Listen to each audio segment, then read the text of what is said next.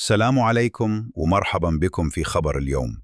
حسب استطلاع رأي جديد أجرته مجموعة سينيرجيا، فإن حوالي 43% من المغاربة غير متفقين مع استمرار العمل بالتوقيت الصيفي غرينتش بلس واحد، ومن بين هؤلاء عبر 36% عن رفضهم التام لهذا التوقيت، معتبرين أنه لا يتناسب مع نمط حياتهم اليومية، خاصة في أوقات العمل والدراسة.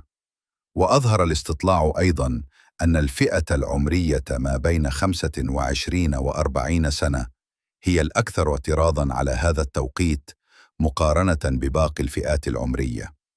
ويطرح هذا الموضوع كل عام في المغرب للنقاش حول ما إذا كان من الأفضل الاستمرار في التوقيت الصيفي أم العودة إلى التوقيت الأصلي غرينتش، خصوصاً مع تأثيره على النوم والإنتاجية. وفي الختام وضعنا لكم رابط الاستطلاع في وصف الفيديو.